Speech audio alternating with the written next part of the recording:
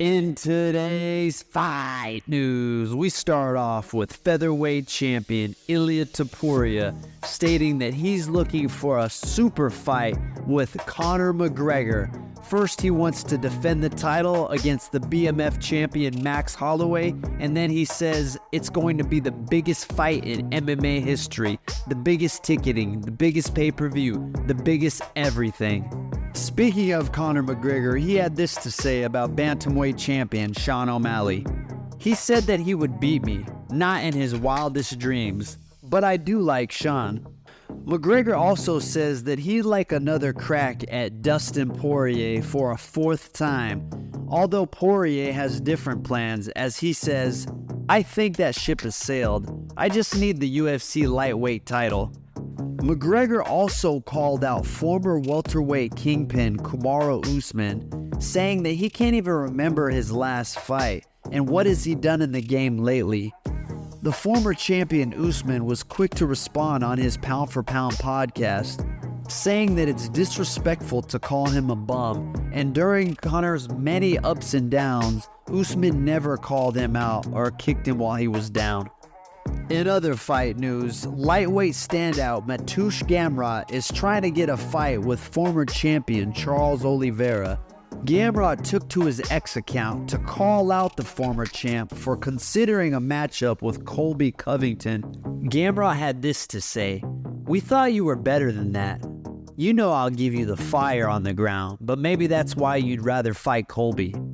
It looks like things are starting to heat up between UFC 304 Manchester opponents Paddy the Batty Pimlet and King Bobby Green. Paddy was recently speaking to the Mac Life, where he called out Green for saying he never mentioned him. Why would he mention Bobby Green? After his recent UFC Fight Night win against Edson Barboza, Lerone Murphy tells the MMA Hour that he's ready to have a quick turnaround fight so he can jump on the upcoming UFC 304 Manchester event. The Englishman says he's looking to fight either Calvin Kattar or someone like Josh Emmett, someone in the top 10 of the rankings.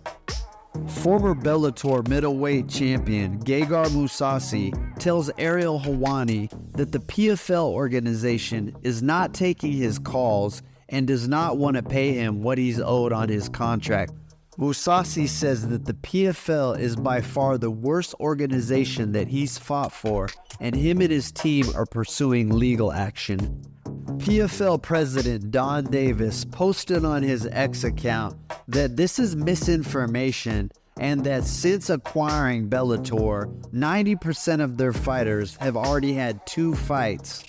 Davis says that although all fighters can't always get what they want, they do honor all their contracts.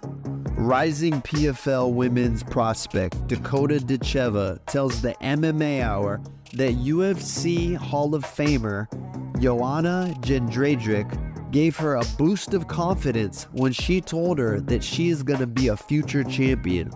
Dicheva had this to say, "Say I beat someone like Liz Carmouche and Taila Santos. As soon as I beat them, what else can people expect? Except greatness."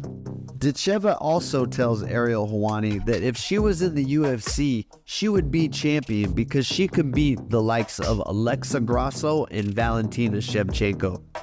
Former UFC fighter and fan favorite Paige Van Zandt tells Ariel Helwani that she just signed a multi-fight deal with Misfits Boxing. While speaking to Title Sports Net, former welterweight champion Tyron Woodley says that his last few fights in the UFC felt really awkward because he was fighting in the Apex, stating, "The cage was super small and I just really wasn't motivated to be in a fight, especially at that time." Now on to some fight announcements. Mick Parkin will be taking on Lucas Brzeski at the UFC 304 Manchester event. Just added to the UFC 304 event, Tom Nolan takes on Alex Reyes. And in a combat jiu-jitsu match on UFC Fight Pass, Hall of Famer Uriah Faber will be taking on Jeff Glover this Saturday.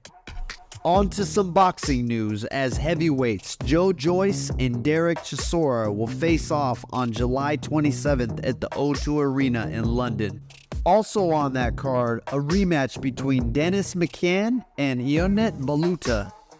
And lastly, per Dan Rafael, Ryan Garcia's B sample of his drug test from his matchup with Devin Haney has come back positive for Osterine, the same drug that popped in his A sample.